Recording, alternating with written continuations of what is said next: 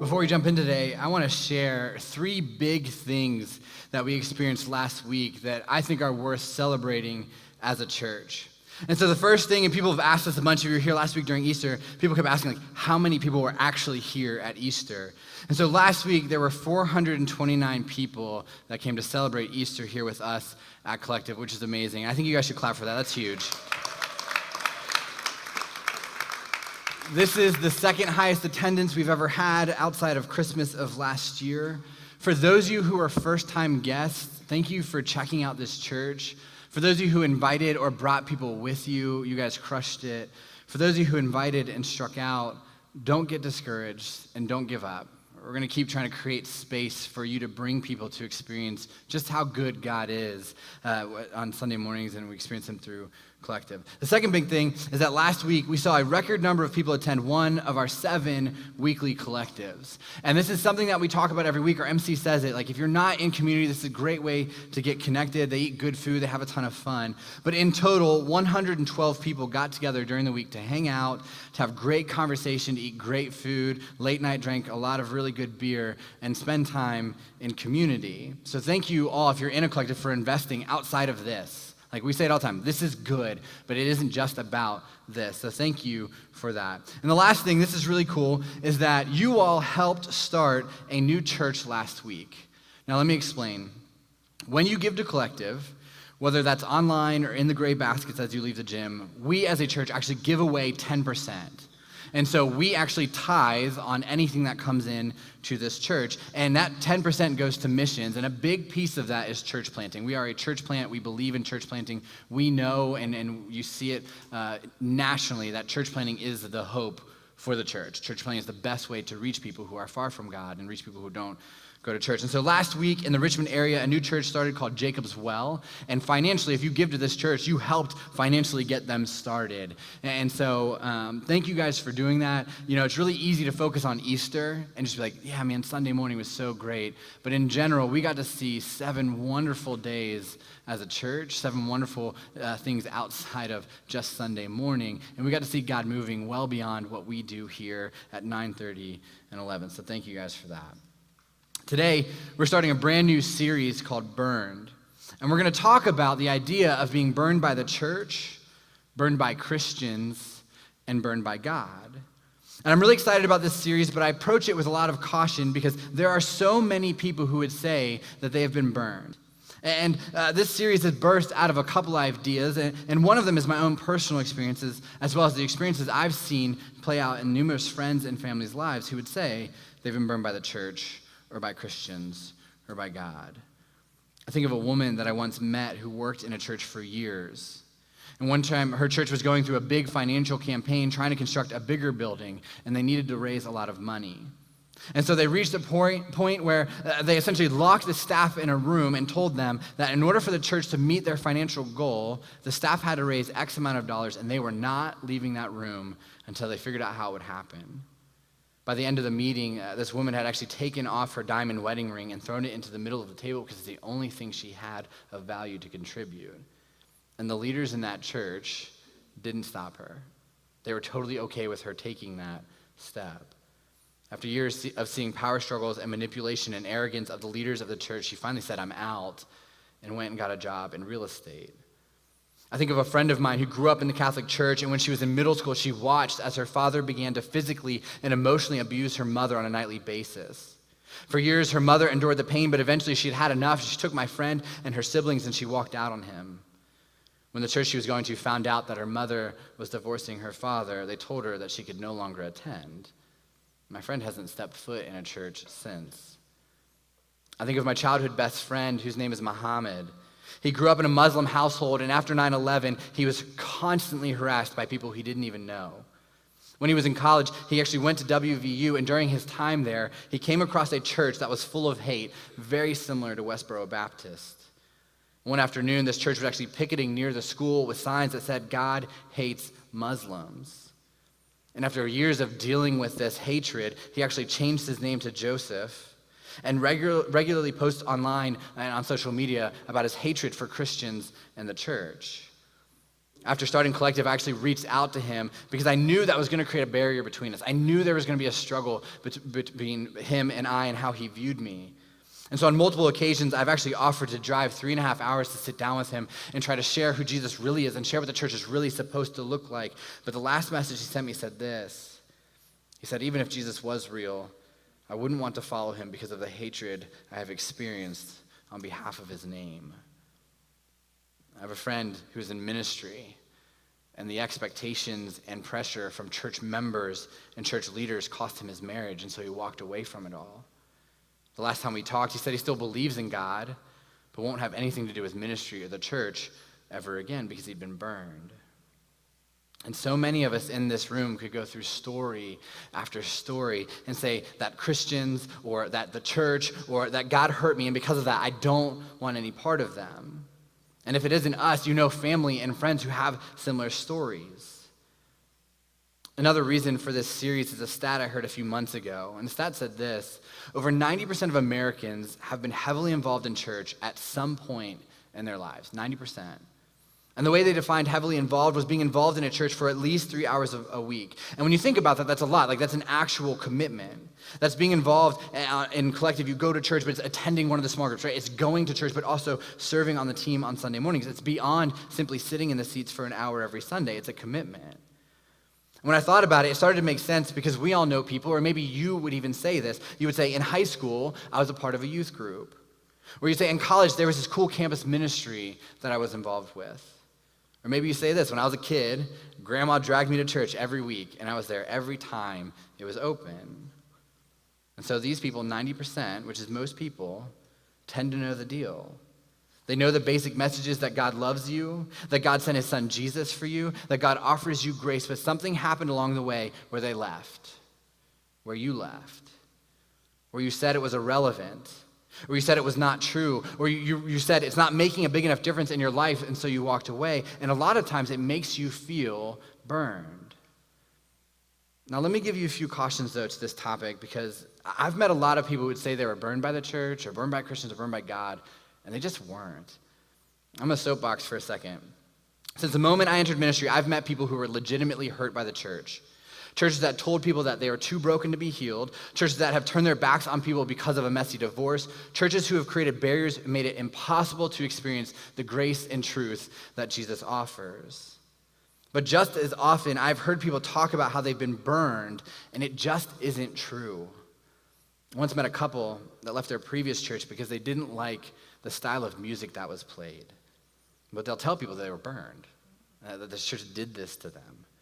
But here's the deal. Style of music is a preference. At Collective, we call it a non-essential. You might not like a certain style of worship music, and that's okay. You might want to find a church that plays a style of music that you believe you can fully worship to, and that's also okay. But to say you were burned by the church because you don't like a style of music, get over it. People have told me that they were burned because the pastor taught something from the Bible that they didn't agree with. And listen, we talk a lot about grace here at Collective, but we never lose sight of the fact that Jesus came to bring grace and truth. Grace tells us that we can have endless second chances. Truth teaches us a better way to live. You need both. But to say you were burned because you don't like what the Bible teaches, I'm sorry, but that's just not true. I've met people who say they've been burned because they wanted to lead groups or lead events or lead teams, but leadership at their previous church said no. After asking a few questions, I quickly realized that the person wanted the title of leader without the responsibility that went with it. They didn't want to serve. They didn't want to give. They didn't want to take care of the little things. Those people aren't burned. They're selfish. And to be honest, it isn't fair to people who have been truly hurt and wounded by the church. And so while there are a lot of reasons why people aren't burned by the church, I do think there are several reasons why people get burned by the church. There's several things that churches do that end leaving us feeling burned or broken or hurt because of the church. One reason I would say is the misuse of power. The reality is a lot of you have been victims of the misuse of power in the church. That board forced you out unfairly. That priest took your innocence. That pastor manipulated. That leader proved faithless. And so you view church as an authoritarian structure that does whatever it feels like and doesn't actually care about people. And based on your experience, that's a good and logical place to be. Another reason why people have been burned by the church is that we have brokenness in our life. Right? You went to a church because you heard it was a place of grace. You were messed up, you needed help. You didn't know what to do, you didn't know where to go, so you thought maybe church is the answer. But the church you found yourself in completely judged you and made you feel like dirt. And said, if you don't clean that up, then don't bring yourself in here or we'll show you the door. But what you wanted to say was that the reason why you came to church was because you can't clean it up, but you left. Because you realized that if you have to be perfect, you don't qualify.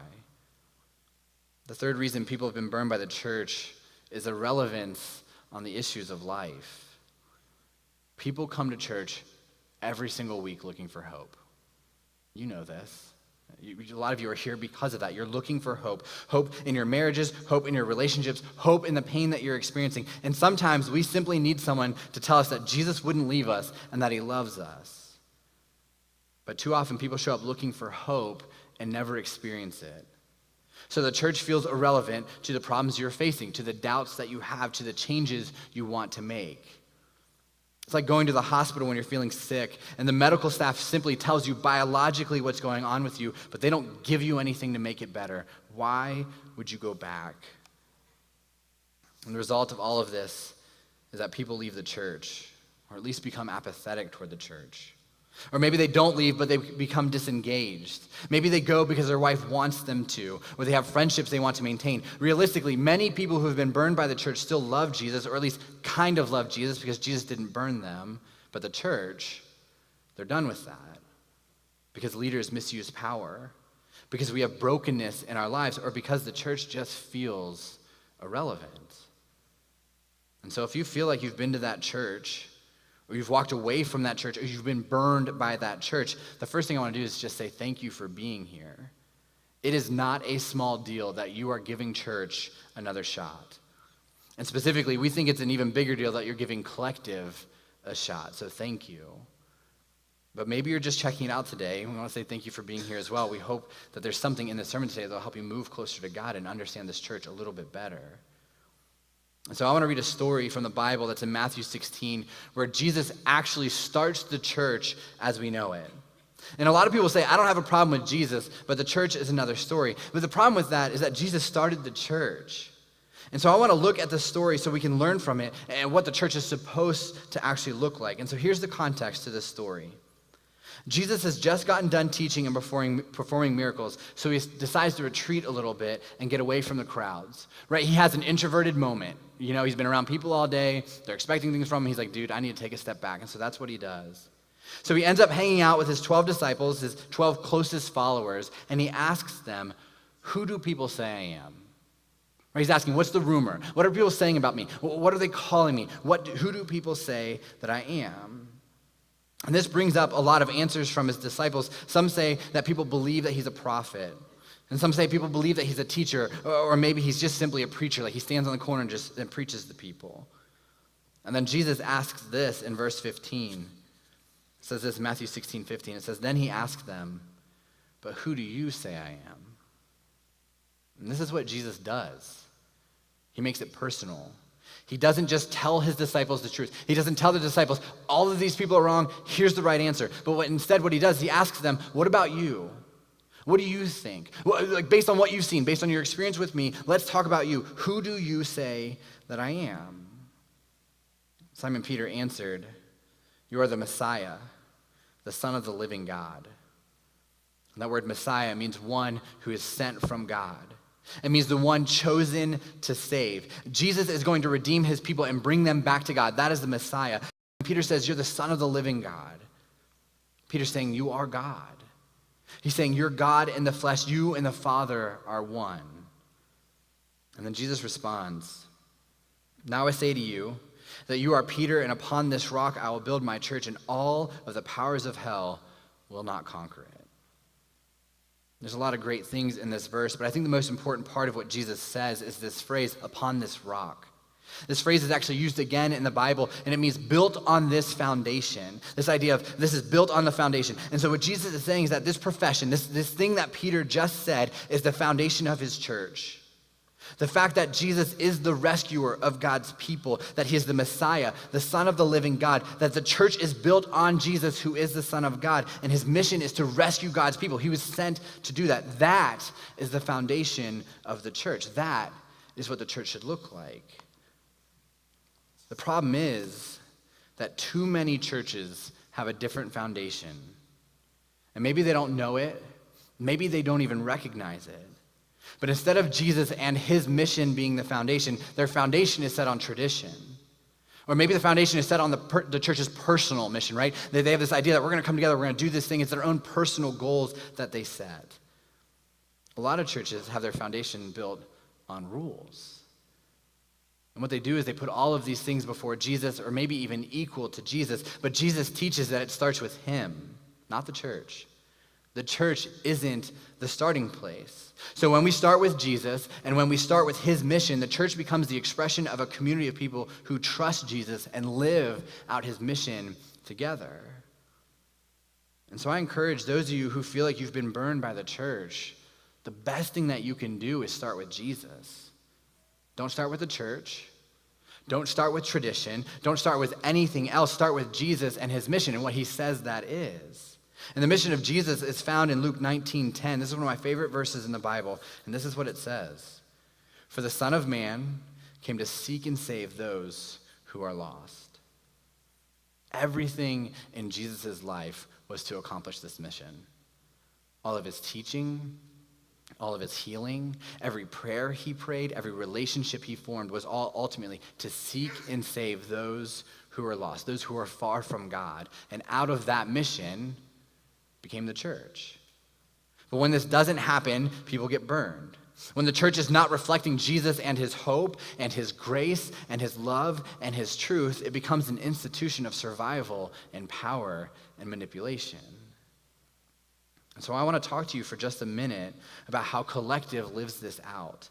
And what we do is we start with Jesus and his mission. We say that we are a church for the rest of us. And so we're a church for people who have never been to church before. We're a church for people who have walked away from church, or even people who have just struggled to find the right community. And we are a church that strives to seek and save lost people. About a year ago, Ray was a few months pregnant with Harper, and we were out shopping at Target. And we'd been there for a pretty long time because it was one of those trips where you're like, I gotta buy groceries and life things.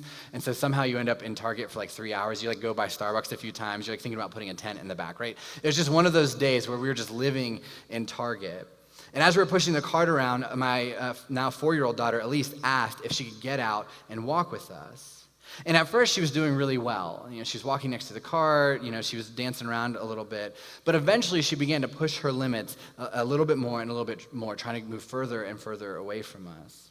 And each time, I'd ask her to come back, and she'd start laughing, thinking that we were playing a game. And then in the middle of us walking around, she just looked at me and said, "You can't catch me," and then she took off. And so I briskly began to walk after her, but I quickly realized that I wasn't catching up. She was officially at that age where my walk was not faster than her run. And before I knew it, she was out of my sight. We had no idea where she went. I called her name and told her to come back, but she ignored me. And what was only a few minutes felt like an eternity. And Ray and I began to freak out because the store was incredibly crowded and we couldn't see her anywhere. And as we began to panic and look around and try to figure out what do we do, we heard a kid scamper by. I ran after and I caught up to her, and Ray picked her up and she began to cry because for a moment we were terrified that we had no idea where our daughter was. But I thought a couple of things from that story afterwards. Ray was pregnant with Harper at the time, but I never thought while Elise was missing, it's okay, we have another one on the way. Right? Elise disobeys sometimes. She doesn't eat her vegetables. She isn't a huge fan of sleeping, and I'm tired. I never thought that. Another thought I had was this: if you came up to me in that moment while I was looking for my daughter, and you came up to me in Target and said, "Hey, Michael, I think you're awesome. I think you're the best person ever. I love you. You're great. And here's my guitar, so I'm going to sing a few songs about how great you are." Right? I would have said that you're crazy.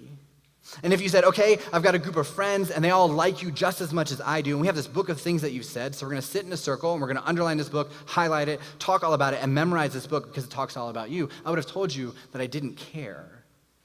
And if you would have even said, hey, I have a check here, it's 10% of my income, and I just want to give it to you right now because I think you're awesome, I would have stopped you and would have said, listen, if you love me, go find my lost kid and bring her back to me. If those things will help you out, great, then do them. But otherwise, find my kid. That is all that I cared about. The most important thing that will ever happen in this church is when one of God's lost children comes home. It's not when one of God's lost children decides to follow the rules. It's not when one of God's lost children is manipulated or guilted into something they don't believe. It's not when one of God's lost children starts to tithe. It's not when one of God's lost children decides to get involved, but when one of God's lost children recognizes that I'm hurt, I'm broken, I can't do this on my own, and I need Jesus to forgive my past and teach me how to live. And when that happens, as a church, we celebrate with baptism. We are not a huge, clapping, cheerful church. When someone gets up here and we put a trough on the stage and they get baptized, this church goes nuts because the thing we care about most is when one of God's lost children comes home. And baptism literally means to be immersed in water, so we set up this trough and people will publicly profess their faith in Jesus. What they actually do is they actually repeat what Peter said. They say, Jesus is my Savior, my rescuer. He came for me, that he is my God. And then we baptize them. Because they're saying, I want to be clean. I want to be made new. I want to belong to Jesus. And this is what we believe the mission of Jesus is, so that's what we're about as a church. And what's really cool is next week we're actually going to be celebrating as one of our friends, Jeremy, is getting baptized during second service. And this is a big deal. And it's going to be awesome. But some of you need to be wrestling with this decision and take the step next week to put your faith in Jesus and get baptized. The question is, what are you waiting for? The reality is we read Scripture, and Scripture teaches us that Jesus created the church for you. For those of you who feel like you're far from God, or feel like you don't believe in God, or feel like you're way, way off away from God, or you feel like you've put up barriers between God, Jesus teaches us in this story that he created it for those people. The church was created to seek and save lost people. If you feel like you were lost, if you feel like you are far from God, it is for you. It's not for church people. That's not what the church was created for. It was created so one of God's lost children can come home. And so if you are in that place, you need to be wrestling with this, that this is for you. If you're in that place, come talk to me after service. You can check off baptism on your connection card. Either way, you should be wrestling with this. And even though today we're talking about being burned by a church, and it could be a church in a state you grew up in, a church you checked out in college, maybe even a church that you tried in Maryland, all I can do as the pastor of Collective is speak on who we are as a church and what we want to be. So here's what I want to do. I want to give you 5 different promises about Collective. Promise number 1, we will keep Jesus and his mission at the forefront of everything we do. We are a church for the rest of us. And you may not go to church because you've been burned by it, or you fell out of the habit, or you tried it and didn't connect, or maybe this is the first church you have ever checked out. Whatever the reason, we want to reach you because we believe that Jesus will set you free. This whole thing is for you. And I've said this before, but as long as there's one person within driving distance of this church that doesn't know Jesus, that doesn't know that God loves them, that God is for them, that God sees them and their mess and still embraces them, then our mission as a church is not accomplished. Our goal is to reach that person. And let me say this too. We are not your old church. We're not your mom's church. In some cases, we might be your mom's church. Literally, my mom is sitting right there. This is my mom's church. Okay, I get that.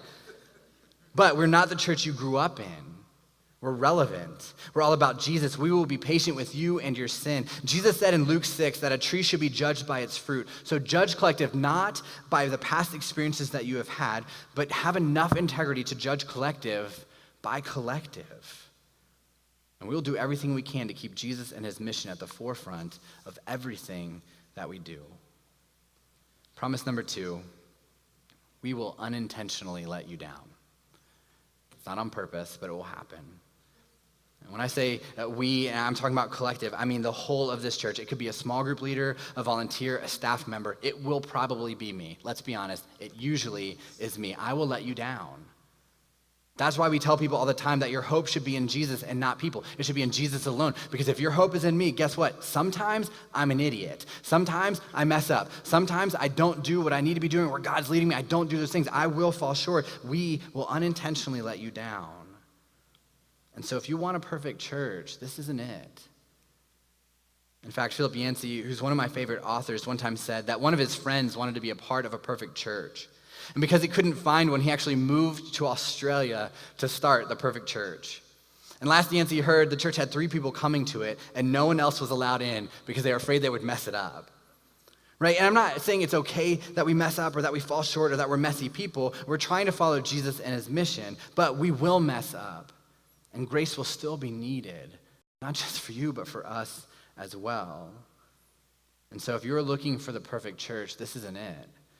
But if you're looking for a church that's going to try its best to seek and save the lost and will be honest about its imperfections, welcome home.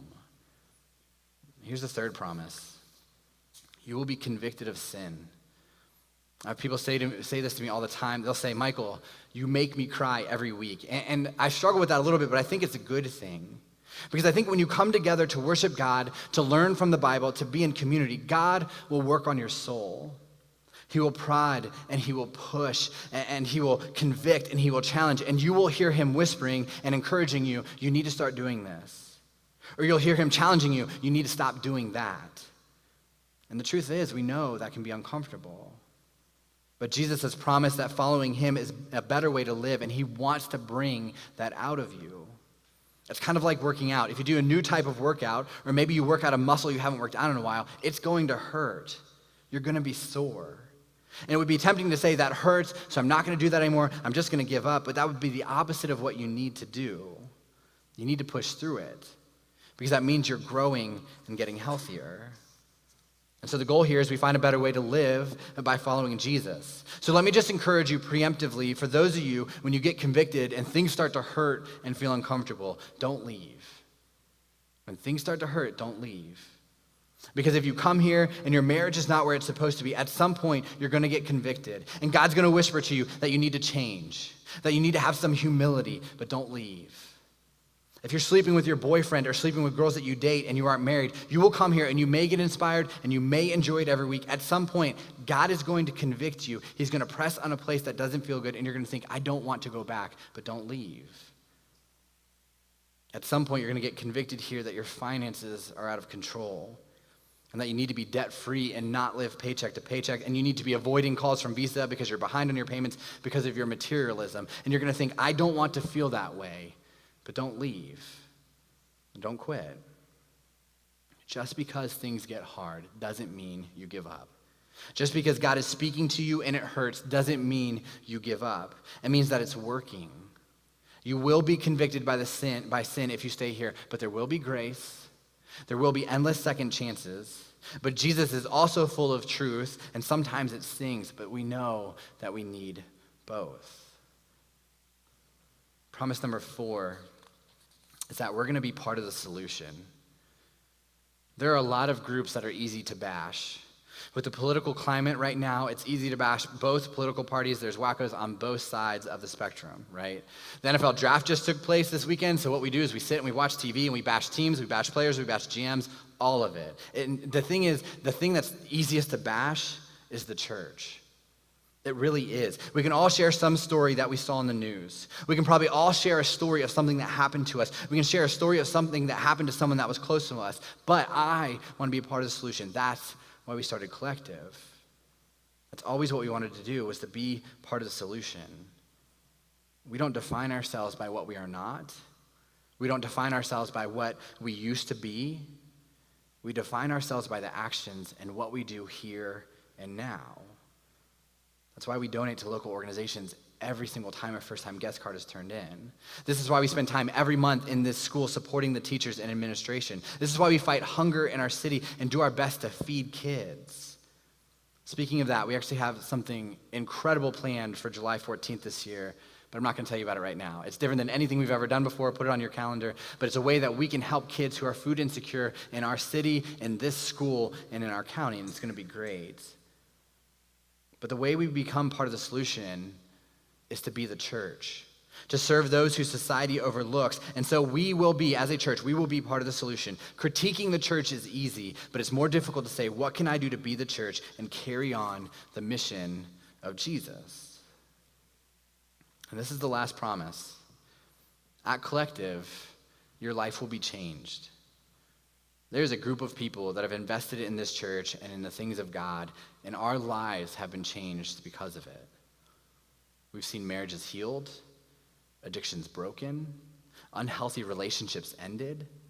We've seen people pay off tens of thousands of dollars in debt. And we've seen people who are far from God come back to him. And we've even seen people who have been close to God for a long time be challenged to grow even closer, all in the 19 months that we've existed as a church. And if you join us on this journey of faith and following Jesus, your life will be changed forever. And I know that some of those are bold promises to make. But the thing is, we have confidence in Jesus and his mission. And Jesus himself says that the gates of hell will not prevail against his church. And what that means is that when the church is done the right way, with Jesus and his mission first, it won't fail. It won't be perfect. It'll be very messy, but it won't fail.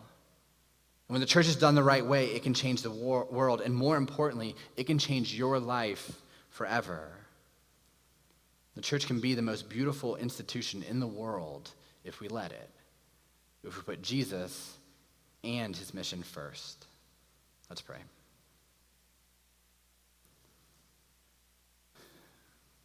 God, for a few thousand years, we've kind of screwed this whole church thing up. God, somewhere along the line, we decided that it was about us, about our opinions, about our feelings, God, about what we want, and somehow we lost sight of you. God, we focused on tradition, and we focused on rules, and we focused on our own personal goals, but not who you are and what you want. So God, I pray as a church, we can focus on you first and your mission first. God, that we can focus on being a church that seeks and saves lost people. God, that we can focus on being a church that was created for people who are far from God to come home. God, that we can be a church for people who understand that mission and want to join together to make sure that happens in our city and in our county and in our state. God, I pray for those who've been burned by the church. God, a church hurt them before because they misused power, because the church decided that their brokenness maybe was too much. Or God, for people who showed up in the church longing for something, longing for hope, looking for an answer from you, and got something completely different instead. God, I pray for those people who are in that place that today can be a little bit of a piece of hope for them. God, that what they experienced in the past, while it was wrong and while it was bad and while it was not good for them, God, that it wasn't what you wanted for them. God, I pray that today in this church and in this place, they can move closer to you and what your church is supposed to look like. God, thank you for the mission that you give us. God, thank you that you started it. God, help us be people in a church, in a community that chases that as much as we can and helps your lost children come home. God, we love you and pray these things in your name. Amen.